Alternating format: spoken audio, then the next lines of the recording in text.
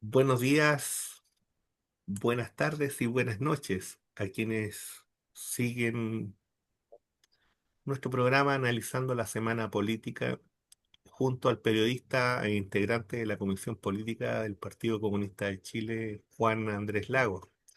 ¿Cómo estás, Juan Andrés? ¿Qué tal, Omar? ¿Cómo estás? Aquí estamos, Sí, es miércoles 28, miércoles miércoles 28 de 28 ya. enero. Estamos muy cerca de terminar el primer mes de Así este es, verano que ha sido bien caluroso e intenso. sí, bastante implacable.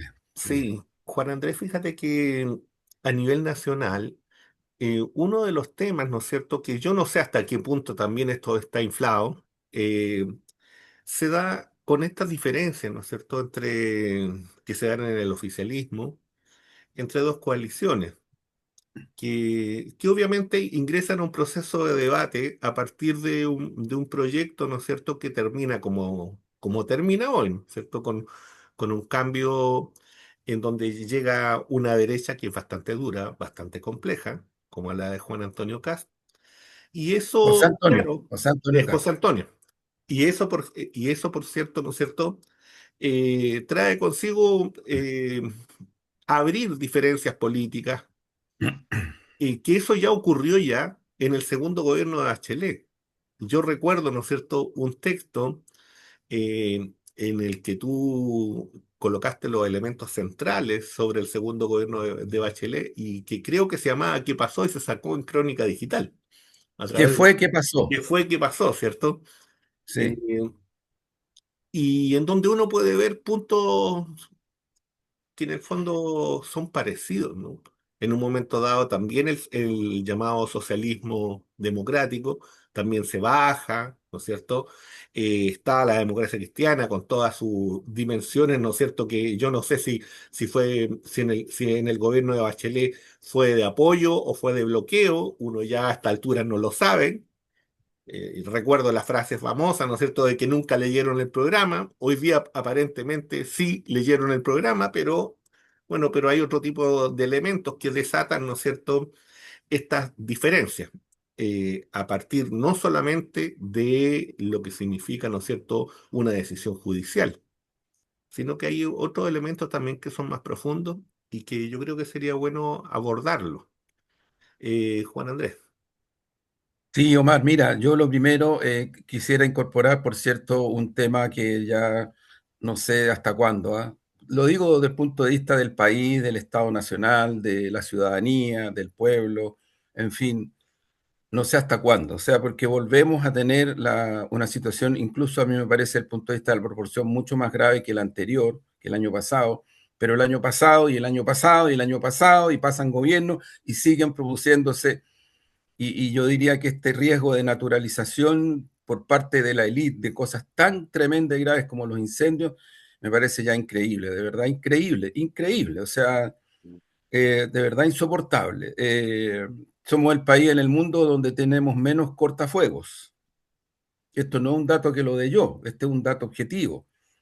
O sea, un país que lleva años, años y años y que hace manso escándalo y espectaculariza los medios hegemones, que viene el supertanker, que viene no sé cuánto.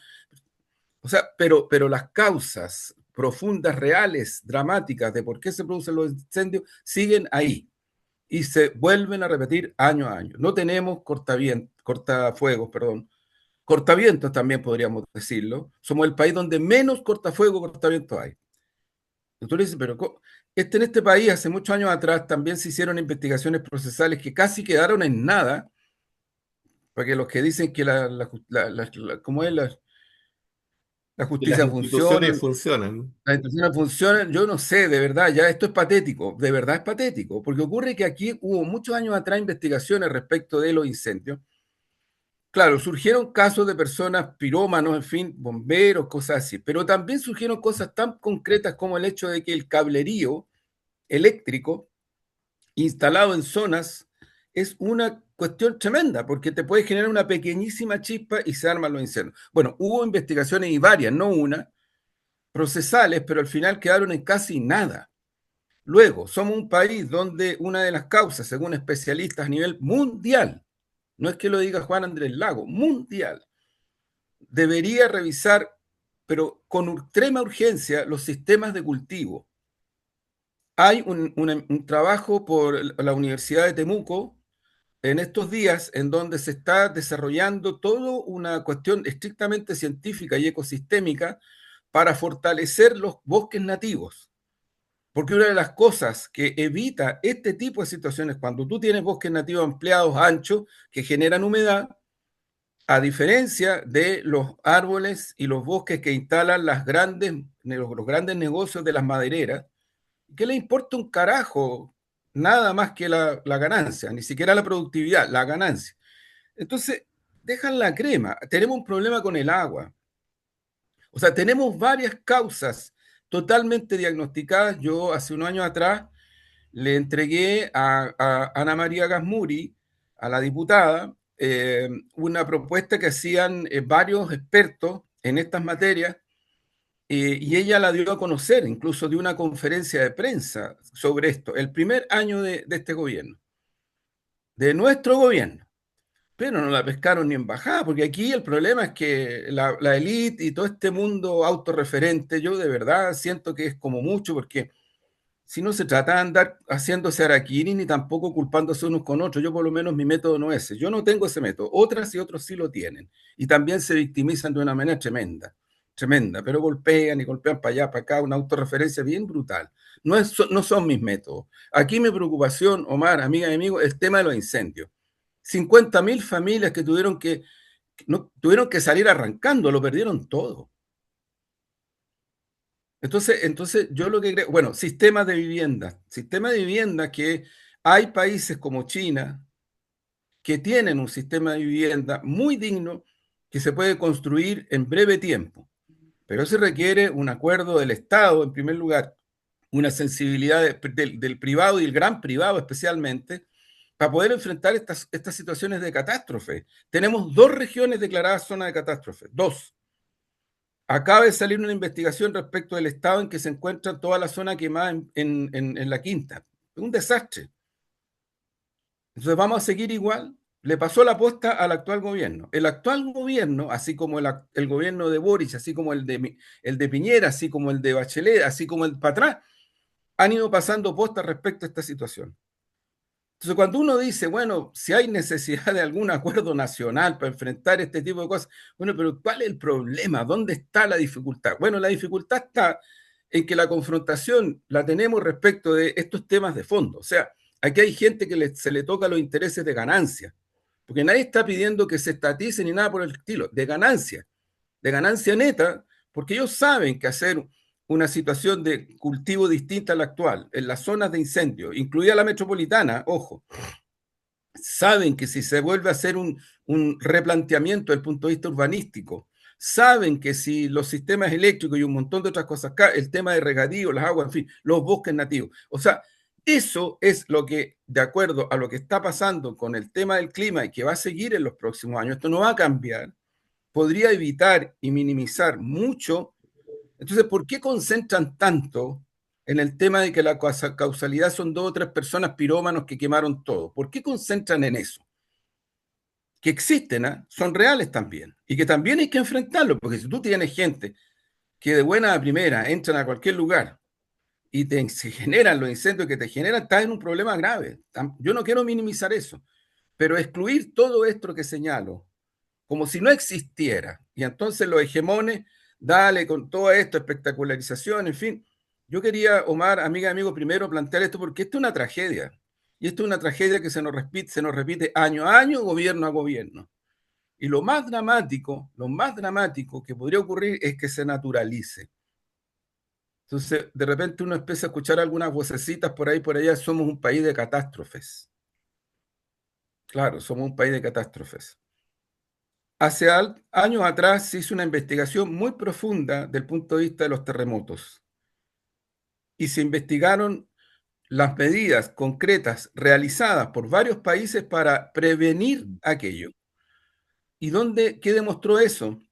Que en todos los países que se investigaron, con sismos fuertes, 6, 7, 8 grados, de ahí de esa dimensión, en todos esos países en donde se tomaron medidas preventivas, antisísmicas, construcción adecuada a aquello, cultura antisísmica de la ciudadanía, en fin, muchas medidas, no es una sola. Ocurrían muchos menos muertes que en aquellos países en donde a la misma intensidad no habían medidas realizadas respecto de la construcción, cultura antisísmica y un montón de otras cosas. Entonces, ¿es posible prever? Sí. ¿De quién es la responsabilidad? Obviamente el Estado, ¿de quién va a ser? Ahora, si el Estado, ¿no es cierto?, convoca y los privados son Estados, son país, cuando les conviene estamos jodidos, y esto está pasando en Chile desde el golpe para adelante, donde tú tienes una parte de la clase dominante del capital especulativo financiero, que se pone re harto para la Teletón, pero ganan cualquier cantidad de espacios publicitarios. Es un tremendo negocio, pero hasta ahí llegan. Hasta ahí llegan. Frente a este tipo de situaciones, sí, es cierto, colaboran, hacen cosas, pero en la dimensión que se requiere para hacer lo que estoy planteando, que para mí me parece que es el punto de referencia que se debería hacer, hasta ahí llegamos. Estamos frente a una situación bien crítica que ojalá no siga ocurriendo, porque al final, como siempre, los afectados y afectados son las familias pobres, las de menos recursos, se les queman los autos, se les queman las casas, se les quema todo, se les quema todo. Hay comunidades enteras en el sur de Chile quemadas, quemadas. Bueno, al otro tema, Omar, que me planteaste. Mira, yo lo que creo es que siempre hay razones que se pueden poner como casus belli, motivo de guerra, para romper una cierta coordinación política, ni siquiera una coalición, porque la que tenemos actualmente nunca fue coalición, ni siquiera tenía nombre. Nueva mayoría tenía nombre. Esta no llegó a tener nombre. Y bueno, y nunca, siempre hay razones para poner como casus belli, tema de guerra, motivación para quebrar, siempre hay. Pero sabe, amiga y amigo, Omar, siempre también hay razones para no quebrar. Entonces, ¿qué es lo que primó aquí? Aquí lo que primó fueron razones coyunturales, incidentales, reales, que se pusieron como casus belli, motivo de guerra. Hasta aquí llegamos. La cosa se está recomponiendo, hay alguna, pero fíjate, tú no mencionabas la nueva mayoría. La nueva mayoría, el segundo gobierno de Michelle Bachelet, efectivamente está ese libro, ¿qué fue, qué pasó? Que no porque lo haya escrito yo o haya sido entrevistado, en realidad fue entrevistado por varios comunicadores, me hizo una larga entrevista sobre estos temas. Marcel Garcés escribe un artículo dentro de ese libro y lo Ujú. prologan lo que en ese momento eran prácticamente la mayoría de presidencias de los partidos. Álvaro Elizalde, Víctor Osorio, René Jofré, Lautaro Carmona, tiene Alejandro Navarro, tiene una serie de prólogos políticos. Yo creo que, bueno, pero ¿por qué qué fue que pasó? Porque había que tratar de entender. Primero, la democracia cristiana se retira antes de que termine el gobierno de la nueva mayoría. Y lo explicita y dice, nosotros no estamos de acuerdo con este programa. Y nos vamos. Claro, volvemos a lo mismo. Motivo de guerra, casus belli, es que no conocíamos el programa. No es cierto. Yo doy fe que no es cierto, que siempre lo conocieron. Fueron privilegiados en conocer el programa antes que el programa se conociera como programa de gobierno. Yo doy fe. Y lo digo con plena certeza. Pero ok, se dio la razón, no conocíamos. Se da otra razón, no estamos de acuerdo. No nos parece. En fin, se fueron. ¿Qué pasó después? Había una mesa. En esa mesa estaba el Partido Socialista, el PPD, el Partido Radical, liberales, creo, si no me equivoco, Partido Comunista. Todavía no existía el Frente Amplio como tal. Nosotros teníamos como Partido Comunista hace rato ya diálogo, interacción con lo que era Revolución Democrática, Convergencia, Popular, Comunes, Populares ahora, en fin, buscábamos izquierda libertaria, siempre, siempre lo hemos hecho eso. No es una cuestión del Partido Comunista ocasional, siempre ha sido su lógica para construcción de correlaciones de fuerza desde el punto de vista social y político, en este caso política, la máxima amplitud desde el punto de vista de hacer converger las diferencias, porque de eso se trata, hacer converger las diferencias, los disensos. Bueno, pero ocurre que estando esa mesa,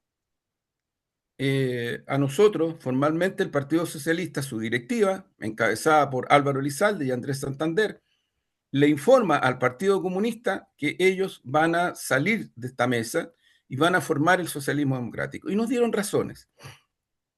Y así fue, se retiraron y se forma socialismo democrático. Y nosotros quedamos prácticamente solos desde el punto de vista de esas correlaciones. Y empezamos a formar lo que se denominó Unidad para el Cambio con los regionalistas verdes, encabezados por Jaime Mulet, y con el Partido Progresista, encabezado por Camilo Lagos, y cuyo líder era en ese momento Marco Enrique. Hicimos un largo camino, fueron 2 años de trabajo muy fuerte y duro en todo el país, pero fuimos construyendo también una línea programática de contenidos, porque esta cuestión no era en el aire, no era en el aire. Finalmente, lo que fue quedando claro es que cada fuerza, en este caso Socialismo Democrático y nosotros, Unidad para el Cambio, y lo que era en ese momento las distintas fuerzas que después, mucho tiempo después, forman el Frente Amplio, tenían diferencias políticas de forma y fondo. Tenían diferencias políticas de forma y fondo. Estábamos bajo el gobierno de Piñera. Entre medio se produce el estallido, ni más ni menos. El hecho social, político, cultural, le guste a quien le guste, a los woke, a los otros, a las élites, a los que odian a las masas en las calles, a los que le dan tanto, con tanta violencia al tema del octubrismo, en fin. Eh, es el hecho político, social, cultural, ético, incluso más fuerte de lo que hay de siglo, incluso de parte importante del anterior. Y es lo que marca el giro en este país que apunta a la posibilidad de una nueva constitución, o sea, un cambio al carácter del Estado. Constitución heredada de la dictadura y del golpe terrorista, que ha tenido algunos cambios, pero que en las cuestiones sustantivas sigue siendo la misma arquitectura basal, la misma.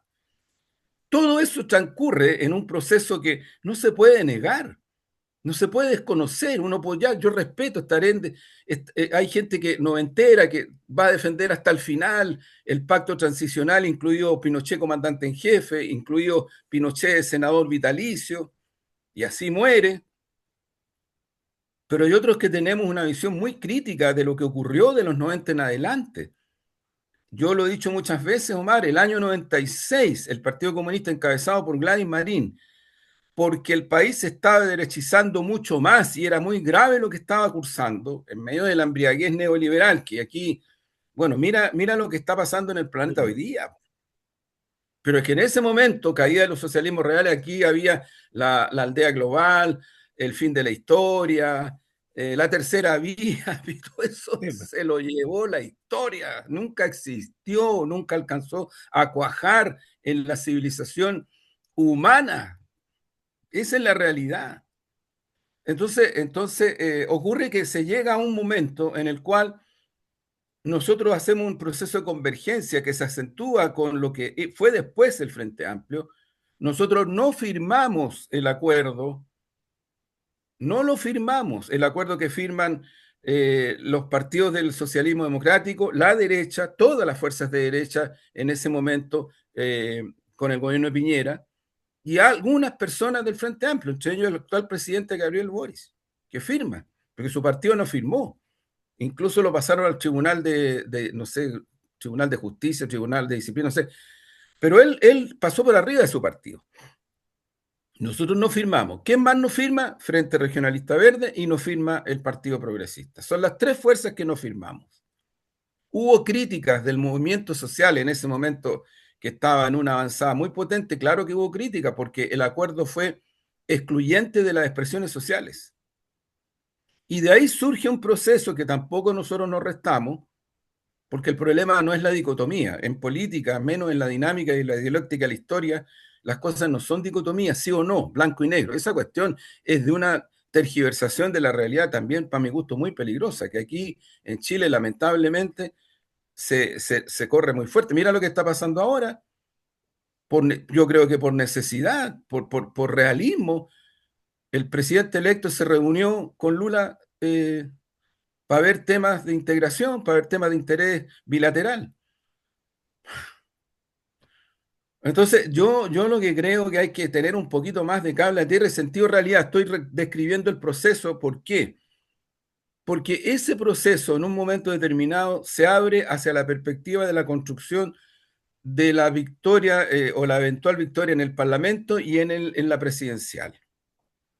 Y ahí aparece, no, no es que aparezca, se expresa con mucha fuerza la candidatura comunista de Daniel Jadwe, Mm.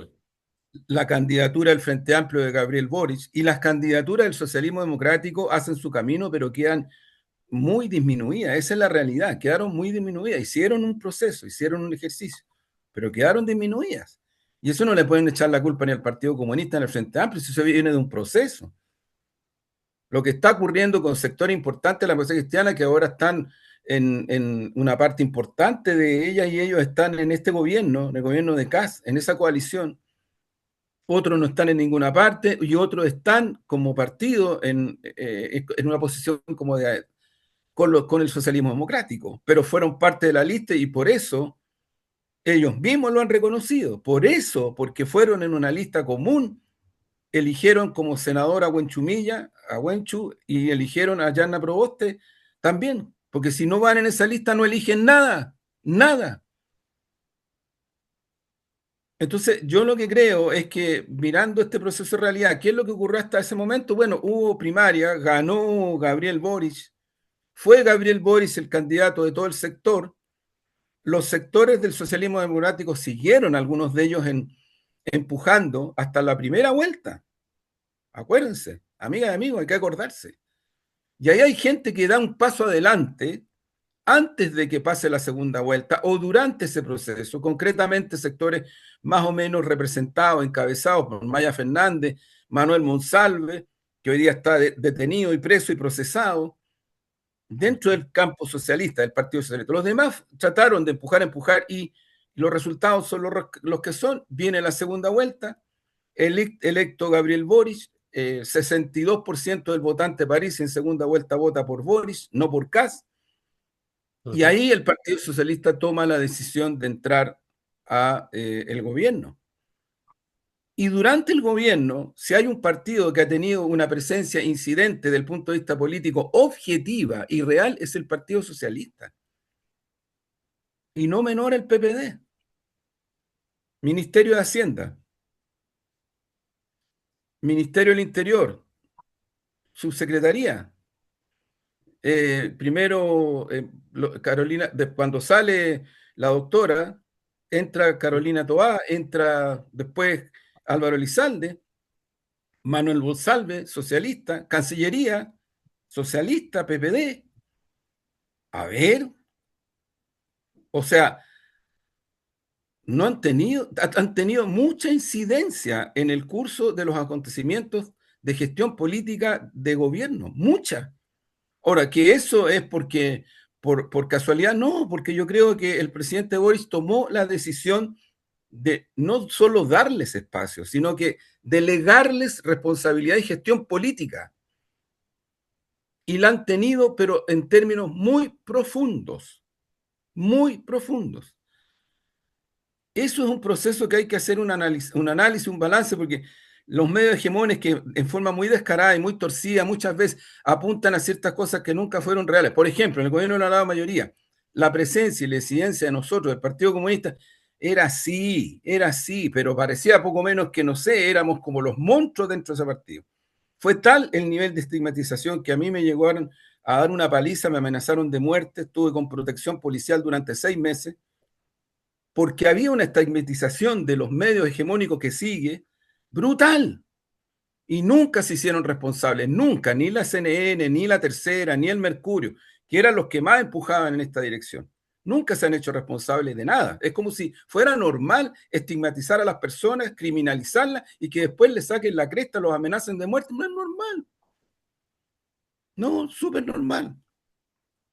Bueno, pero eso ocurrió en la nueva mayoría, cuando el Partido Comunista no tenía ni siquiera una gran incidencia dentro del gobierno. Claro, con la criminalización, con la caricatura, tú puedes hacer muchas cosas, pero no son reales. En este gobierno sí hay mucho más presencia e incidencia comunista en el gobierno.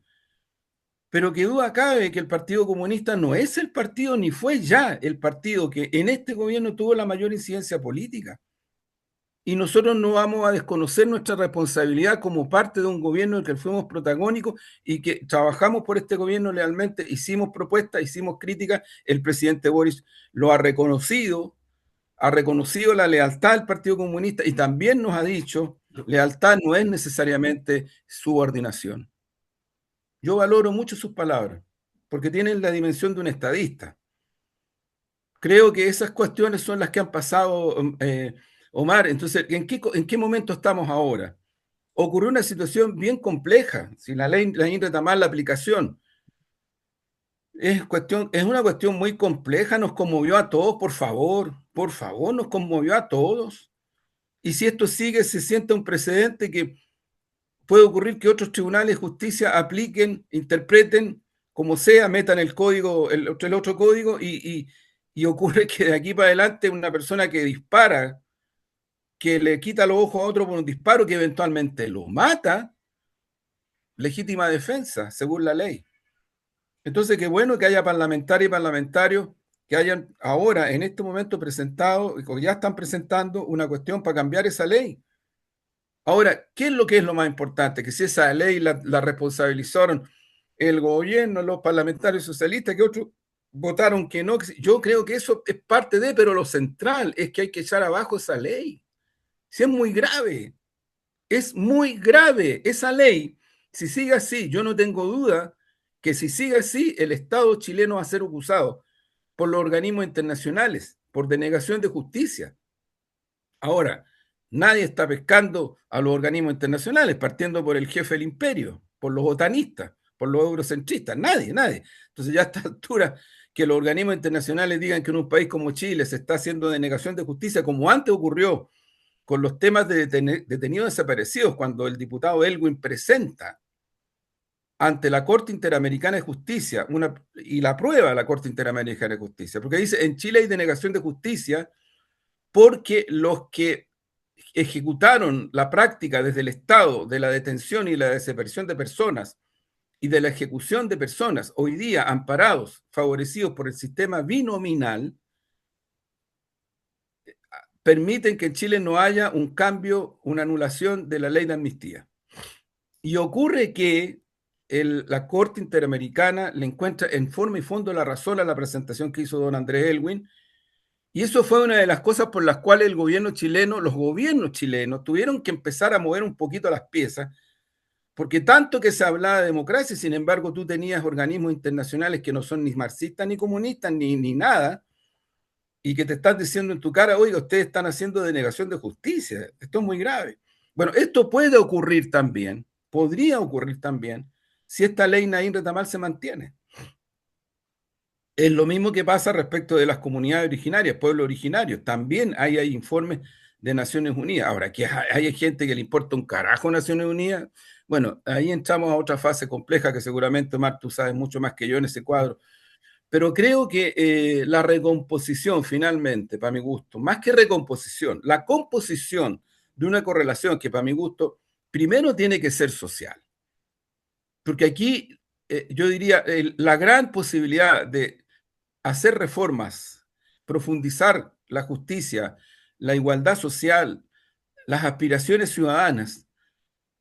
Para lograr eso, tú tienes que tener una correlación social, política y electoral que permita hacerlo, valga la redundancia. Y hoy día no la tenemos ni de cerca, pero ni de cerca. Y con voto obligatorio, porque yo no soy de los que andan pensando, oye, pucha, volvamos al voto voluntario. Ya, de verdad, yo creo que ya a esta altura es como mucho. Estamos hablando de 6, 7 millones de personas. Esos resultados son los que son, lo hemos dicho, lo hemos comentado otras veces. Hay gente que dice que los comunistas tienen razón en esta descripción, pero el relato está equivocado. Mire, yo de verdad creo que aquí el problema que tenemos es que la élite y la hegemonía mediática no, es decir, desconoce los diagnósticos, los desconoce, y hay una parte de la élite política que también los desconoce. Entonces, ya no sigamos con esto que los relatos, que aquí, que acá. No, no, no. Si el tema aquí de fondo es que tú tienes un comportamiento ciudadano que se refleja en las elecciones y que hoy día implicó que todas las fuerzas, más o menos, izquierda, centro, progresismo, todo, fueron todas juntas derrotadas. Todas, todas. Y fueron derrotadas por una coalición encabezada por el actual presidente electo, con la lógica que él tiene, con la posición que tiene doctrinaria, con las ideas que él defiende. Eso es. Y ese es el estado actual de la situación. Para mí, Omar, el punto es cómo logramos recomponer territorial y socialmente una correlación que permite estos cambios. Esto no va a venir por arriba. Esto no va a venir por arriba. Yo creo que si alguien está pensando que sumemos partidos y todo, la fotito típica, yo creo que está más equivocado que el teniente Bello, más perdido que el teniente Bello, esa es la verdad.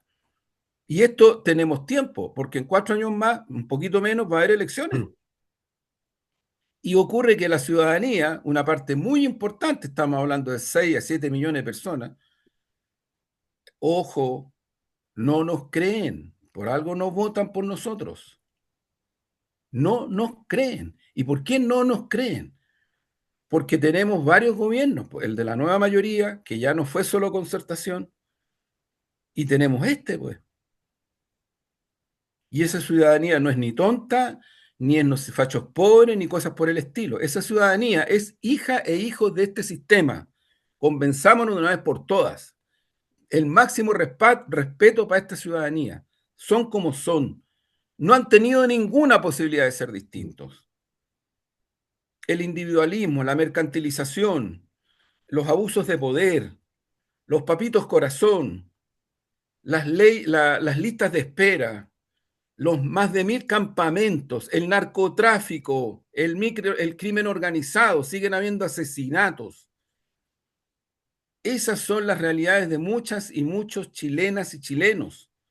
Y ellos están votando por a quienes les creen que podrían eventualmente resolver. ¿Qué es lo que ocurrió? Votaron por Boris por esto. Votaron por Boris por esto y se fueron desencantando gradualmente. Y cierro, mira, eso es lo que hay que enfrentar, ganarse esas conciencias, irse a los territorios, trabajar. Esto no implica no redes, porque al contrario, para mí las redes son eso. Si la gente cuando va en metro, yo ando en metro, ando en micro, anda con TikTok, ahí van. Si las redes no son una cuestión etérea, las redes son, la gente anda con su celular y algunos andan con 2 celulares y van ahí en las micro y en la calle o antes que se los roben, andan en metro, van con sus celulares. Eso son las redes, son cosas territoriales. El problema es cómo te conectas con esa ciudadanía, le hablas como son, le compartes, le haces que reaccione frente a este tipo, te crea, porque finalmente, ¿por qué te van a creer? Si ellos votaron, una mayoría de esas personas votó por un gobierno que pensaron que le iba a dar un retiro más, no se lo dio, que iba a resolver problemas serios como los temas de salario, ingresos, la cesantía de la mujer ha subido un poco, que en el Parlamento tuvo un boicot fuerte de la derecha y el gobierno no fue suficientemente claro para decir aquí no están boicoteando, privilegió esta cosa como que los acuerdos, el entendimiento, no sé dónde salió y al final lo que hizo la derecha es sí, de acuerdo, hagamos acuerdo, pero finalmente ¿qué logró la derecha? La derecha lo que logró fueron las dos cosas. Uno, que el gobierno es el responsable de lo que no se hizo y que ellos, la derecha, son responsables de lo que sí se hizo. Eso se ganaron, pues. Del punto de vista comunicacional, político, ganaron, pues, si por algo están los resultados. Entonces tenemos a una derecha con una tremenda votación, con una tremenda articulación social, porque tampoco es cierto que no la tengan. No es cierto, amiga y amigo. O sea, por favor, tienen 11 consejeros regionales en la región metropolitana, solo el Partido Republicano. 11 en la región metropolitana. Votados, estamos hablando de elecciones. Más los otros partidos, Renovación Nacional, o sea, tiene una tremenda fuerza. Y frente a esa fuerza es que nosotros tenemos que disputar democráticamente en los territorios, en las redes, en fin. Es un desafío enorme. ¿Eh? Entonces uno dice, Mientras tanto, por arriba, las élites, las dirigencias, métale que sí, que no, que acá. No, no, yo siento que aquí falta un poquito de Gladys Marín, en realidad. Siento que falta un poco más de Gladys Marín. Y yo creo que en ese sentido, no lo digo con falsa modestia, el Partido Comunista hace rato que viene haciendo sus evaluaciones. Hay que escuchar lo que dice nuestro presidente, hay que escuchar lo que dijo en la fiesta de los abrazos, lo que dijo en el Caldillo, lo que planteó ayer en un encuentro inmenso, impresionante, con militancia comunista que llenó el anfiteatro de la CUT sobre la situación internacional y particularmente sobre la criminalidad imperialista sobre Venezuela y sobre Cuba, amigas, amigos, sobre Cuba. Es tremendo lo que está pasando. Estos tipos ya se acostumbraron a hacer genocidio, entonces ya los genocidios son normales, son totalmente normales. Y bueno, Omar, digo esto porque el Partido Comunista, su dirección como partido, tiene una posición respecto de esto. La ha ido construyendo. No nos interesa imponérsela a nadie, pero sí nos interesa dialogar y poner la centralidad en las cosas que hay que ponerlas. Y ese es nuestro, pensamos que es nuestro aporte necesario, ni siquiera un aporte posible, necesario, porque las cosas nosotros creemos que están como están. Hicimos una reunión, un pleno del Comité Central, hay documentos sobre eso, incluso textos que fueron, porque siempre el Mercurio, la tercera, el declín, el ex ante son como bien acusete, ¿eh? El Sí. T13. Entonces, oh, mira lo que dicen los comunistas, así como, Mm. como de antesala, como previamente, la gente va a reaccionar así, oh, mira los comunistas lo que están diciendo. En parte no están así, pero ellos se la juegan por eso. Pero son textos conocidos, públicos, difundidos. Y ahí está la posición comunista. La posición comunista es la que es, y yo creo que es re importante partir de esa base, Omar. Sí, les recuerdo que estamos analizando la semana política, que toda esta primera parte, Juan Andrés, bueno, expuso un elementos de realidad que tiene que ver con los desastres, ¿no es cierto?, que han ido ocurriendo a nivel nacional, producto de incendios, producto, bueno, de ciertos elementos y de ciertas carencias que son de años. No tiene que ver con una situación puntual, tiene que ver con decisiones que no se han tomado y cosas que no se han corregido en el largo transcurso del tiempo. Y eso sigue afectando, ¿no es cierto?, a los sectores más pobres. Luego tocó, ¿no es cierto?, el tema que tiene que ver con esta relación al interior de la alianza, de esta fractura que se abre, ¿no?, entre el socialismo democrático, el Partido Comunista del Frente Amplio, y otros sectores, ¿no es cierto?, incluyendo PPD, Democracia Cristiana, y explicándola desde una dimensión histórica que viene desde el gobierno de Bachelet, cómo se fueron construyendo otras alianzas y a partir de eso cómo se llegó, ¿no es cierto?, al gobierno con Gabriel Boric y en la situación en la que se está hoy día. Fíjate, Juan Andrés, que a nivel internacional, bueno, están ocurriendo muchas cosas, la verdad. Fíjate que está en una situación muy peligrosa en Oriente Medio, particularmente en Irán. Se habla, ¿no es cierto?, de un posible ataque y de respuestas también considerables por parte del Estado iraní. En, en Ucrania, en este conflicto que se arrastra, ¿no es cierto?, desde el 2022 en términos prácticos, pero que viene desde el año 2014, ¿no es cierto?, con la llamada, entre comillas, revolución del Maidán, que en el fondo fue un golpe de Estado prefabricado, ¿no es cierto?, bajo las lógicas norteamericanas, muy bien aplicada, ¿no es cierto?, estallido interno, destrucción, ¿no es cierto?, del aparato público y luego toma del poder. Eh, una cosa de silabario, dirían algunos. Que es lo que se intentó, ¿no es cierto?, hacer también, por cierto, en Irán en estos días atrás y que no resultó por diversas razones, entre ellas, ¿no es cierto?, porque se bloqueó el sistema satelital Starlink. 40.000 fuentes fueron las bloqueadas, entre otras cosas, además de las acciones internas, ¿no es cierto?, del propio gobierno, de los servicios de seguridad, del propio ejército. Bueno, una situación difícil. Eh, Eso está ocurriendo a nivel mundial. Insisto, en Ucrania la Federación Rusa sigue avanzando, los acuerdos todavía están en una situación, yo diría que en un stand-by, mientras se estaba produciendo la reunión de Davos, ¿no es cierto? Partieron un par de negociadores a Rusia. En esos acuerdos no se llegó en definitiva a nada. Lo único que se dice en el fondo es que la Federación Rusa, entre comillas, acepta a partir de eso, ¿no es cierto?, que Estados Unidos es aparentemente un tercero. Y digo en apariencia, porque todos sabemos que Estados Unidos cooperó y ha cooperado de manera brutal, ¿no es cierto?, con lo que significa esta guerra, con recursos, con sistemas militares, bueno, está todo detallado en una... Es cosa que ustedes busquen en la red, ¿no? Y no se confíen solamente, ¿no es cierto?, de lo que plantean los medios de comunicación, principalmente anglófonos, y que en Chile tienen gran gravitación, por no decir que son casi los únicos que existen, para decirlo abierto y francamente. O sea, Radio Bio, Bio, Radio Cooperativa, Chilevisión, Canal 13, Megavisión, lamentablemente Televisión Nacional, La Red, bueno, etcétera, etcétera, etcétera. Podemos hacer toda una búsqueda ahí que yo creo que cualquier persona que tiene una visión un poco más crítica, ¿no es cierto? El ciudadano común y corriente, que es un poquito más crítico, se da cuenta de que hay una narrativa común y que se diferencian en los verbos, en los adjetivos, pero que están diciendo lo mismo. Eh, bueno, en Davos se llevó a cabo un encuentro que se hace todos los años desde 1971.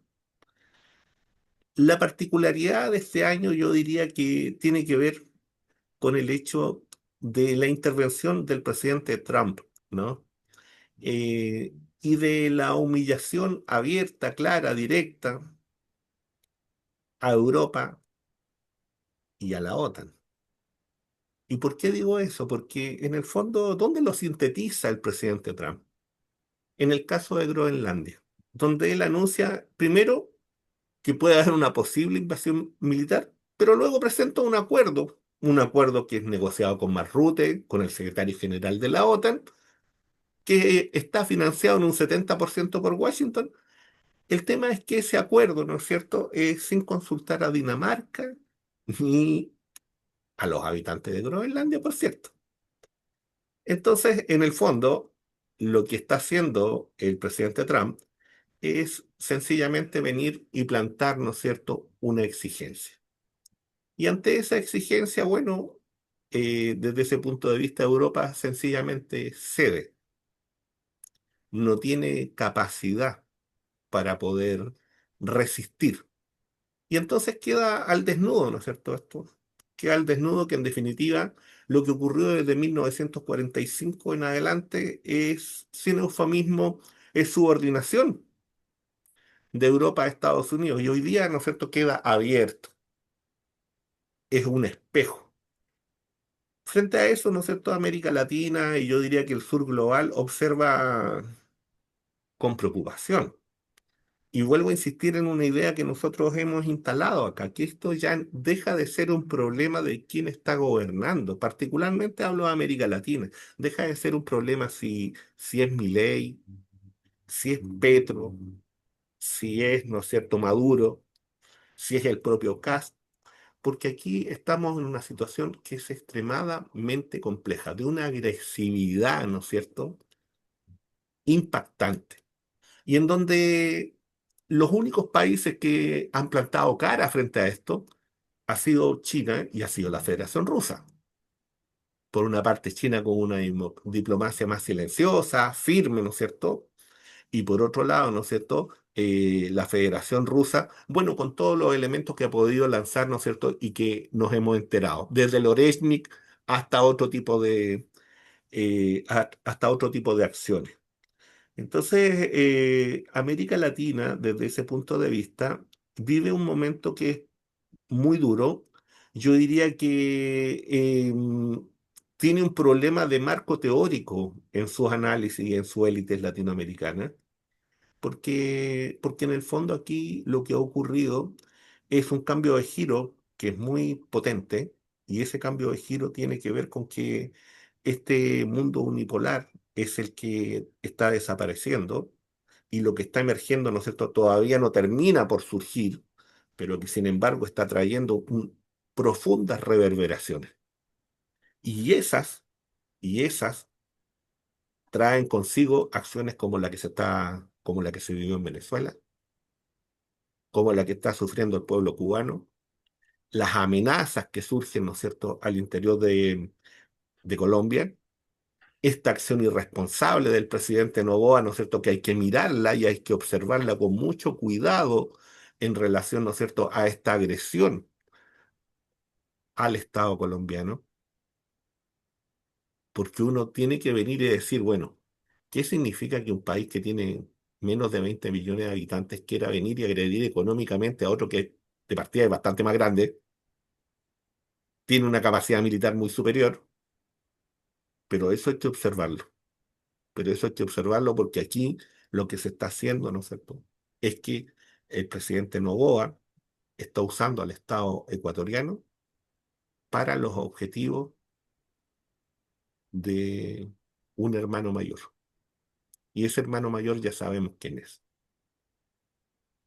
como lo que está haciendo el presidente Milei, al venir y sumarse, ¿no es cierto?, a este supuesto nuevo grupo, ¿no es cierto?, de la paz, que no sabemos en qué va a terminar y si realmente eso va a ser paz, pensando, ¿no es cierto?, en las características del señor Milei, su relación con Netanyahu. Yo no sé cuál va a ser el punto de equilibrio ahí entre eso y otros para esos acuerdos de paz. Hay que estar atento, hay que observar qué es lo que está pasando. Desde mi punto de vista, el, el elemento para las izquierdas tiene que ver con el hecho de cómo nosotros tomamos estos elementos para un análisis político y su bajada al interior. Hay un artículo bien interesante que escribió García Linera, lo escribe en el medio donde, mira, no recuerdo en este momento, creo que se llama Red, eh, pero es un órgano español donde el director es una persona que visitó Chile, no me Pablo acuerdo, Iglesias. Pablo Iglesias, sí. García Linera escribe un artículo que se llama ¿Qué hacer? Entonces hace una rememoración de Lenin y hace una mirada, ¿no es cierto?, crítica, cuestionando, ¿no es cierto?, qué significa para América Latina esta situación hoy día, a partir, ¿no es cierto?, de este contexto internacional.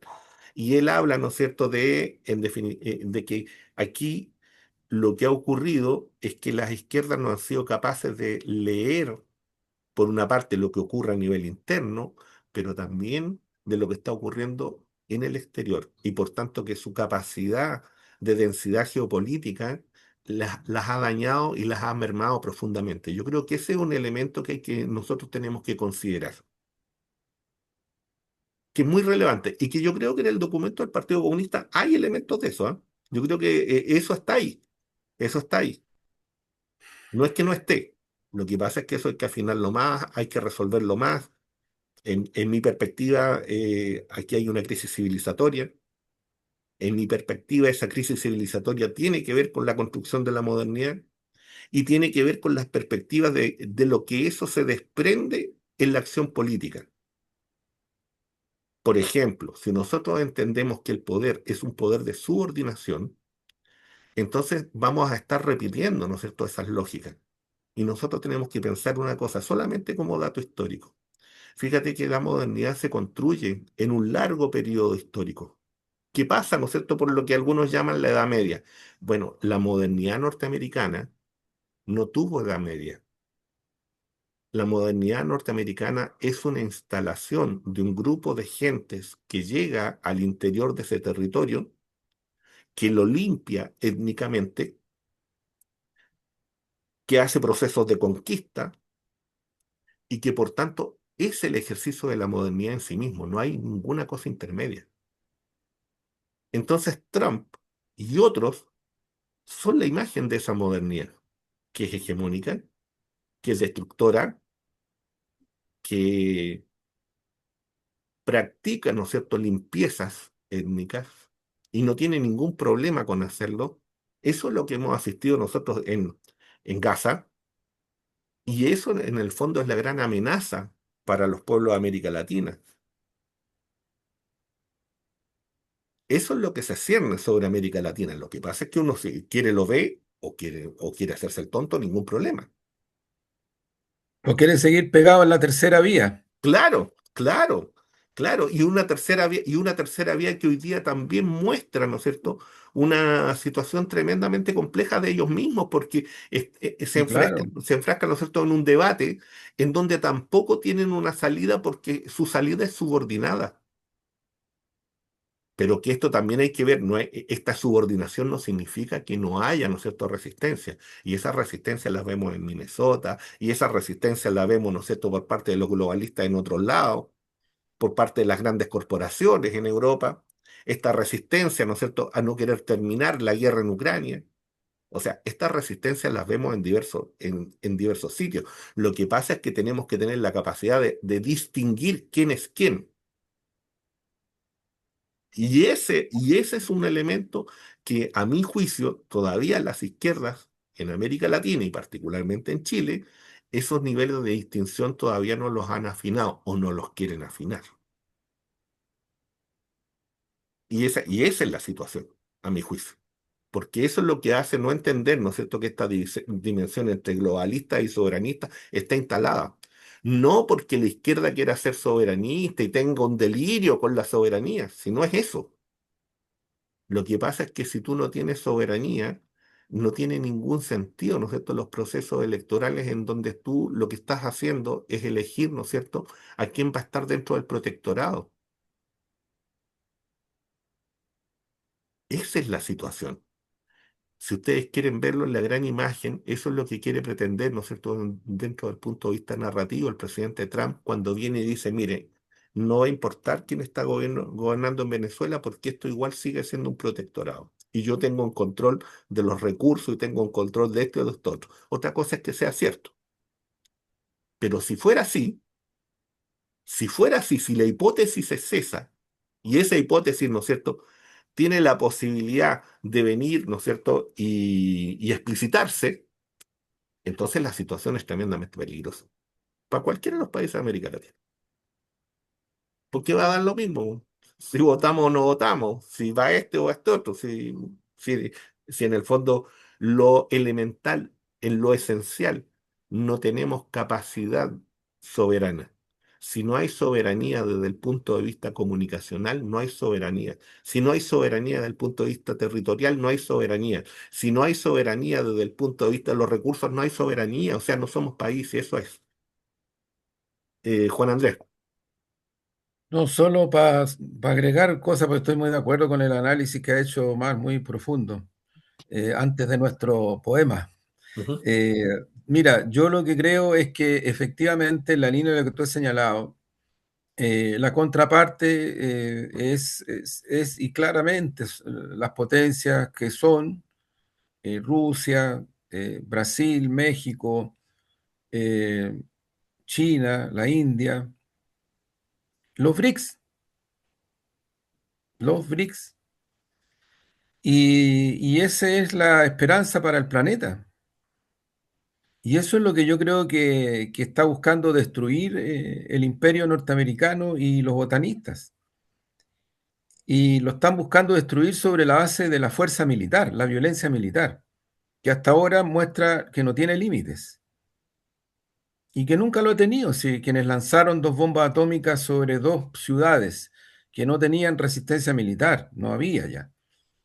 Bombas atómicas, amiga y amigos, bombas atómicas. O sea, está bien las películas de Hollywood. No, no, no está bien, perdone, no está bien. Porque lamentablemente nosotros hemos sido colonizados, lamentablemente, con películas de Hollywood donde poco menos que los pilotos que lanzaron, que llevaban las bombas y que lanzaron, abrieron la cuestión para que las bombas cayeran, son las víctimas. No los seres humanos japoneses que estaban en Hiroshima y Nagasaki. Sí, es terrible lo que ha ocurrido. Pero el imperio norteamericano ya ha lanzado bombas atómicas sobre territorios y sobre territorios no complejos, no peligrosos desde el punto de vista estrictamente militar, en la estrategia militar.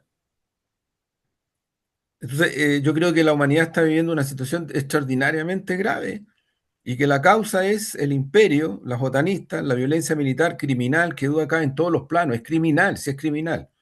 El bloqueo a Cuba es criminal y el tipo va más allá y dice, ya vamos a ver, vamos a evaluar si entramos. En Venezuela, vamos, entramos y poco menos es que estoy fascinado porque entramos. Mataron gente, secuestraron al presidente y su compañera, bombardearon centros médicos, bombardearon centros hospitalarios, centros científicos.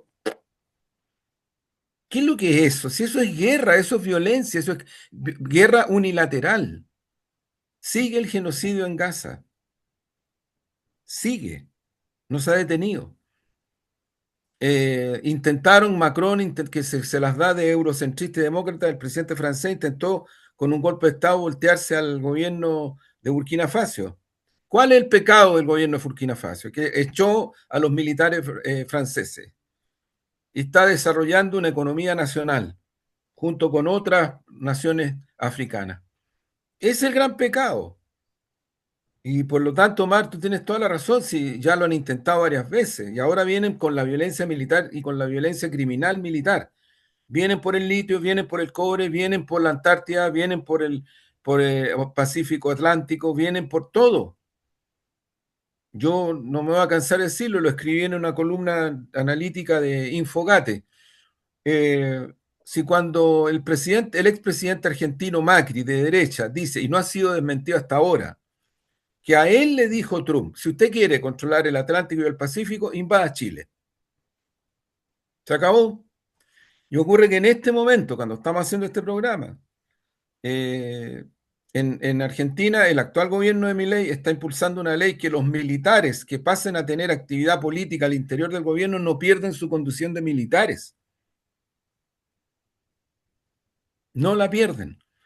Está comprando aviones de combate, está mandando submarinistas argentinos a prepararse a Perú. Y en Perú, el gobierno actual se declaró socio estratégico militar de la OTAN. Y ahora ya pueden incorporarse al interior de Perú militares norteamericanos. Entonces no estamos, es decir, a ver, cuidado con que los análisis sean tan reactivos, tan nostálgicos noventeros, que al final nos vamos quedando atrás de situaciones que nos están golpeando en la cara. Lo que pasa es que en los 90 no solamente gente de derecha de este país, de Chile, sino también gente del llamado progresismo, concertación, en fin, hablaban de que en realidad la aldea global y que sé yo, y por lo tanto había que empezar a mirar de otra manera las relaciones internacionales. Gladys viaja a Washington a denunciar el consenso de Washington,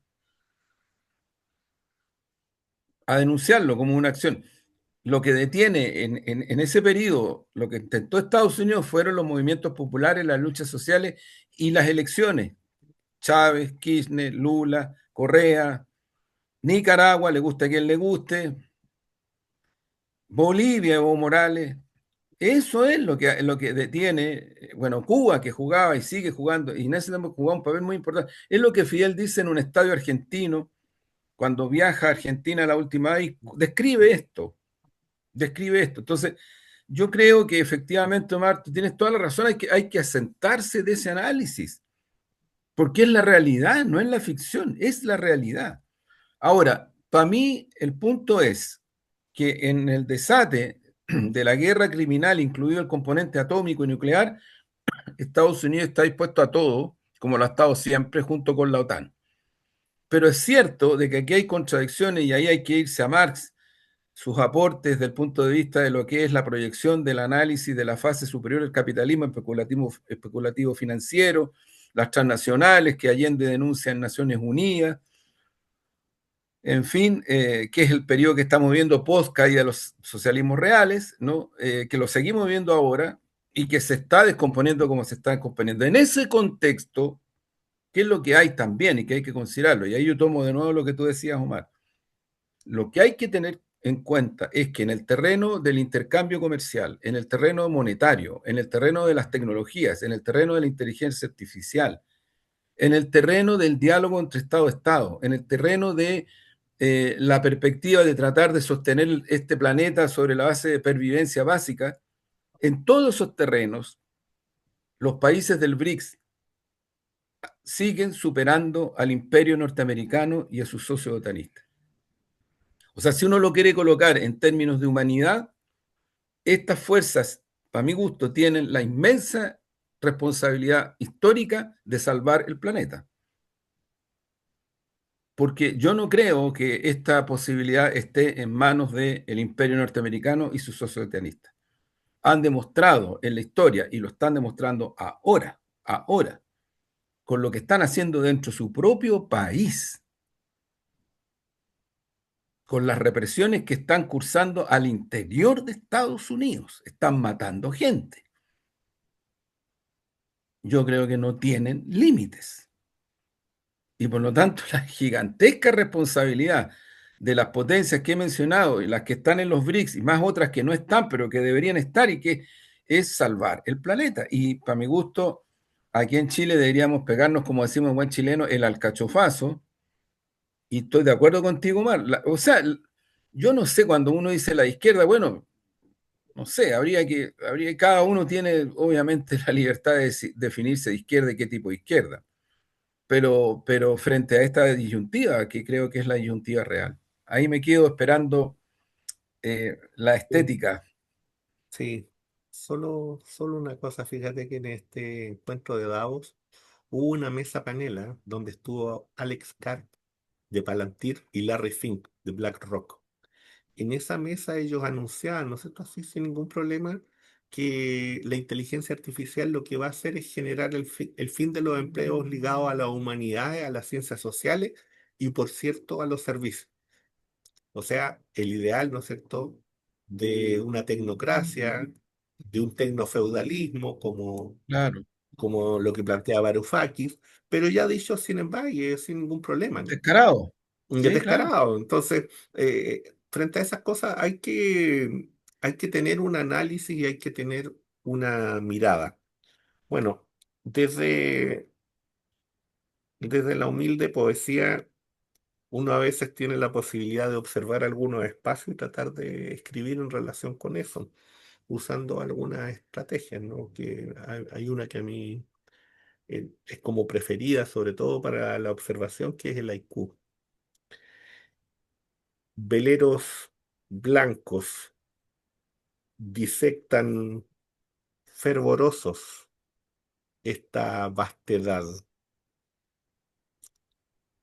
Segundo, el mar sagrado agita con crudeza su vestimenta.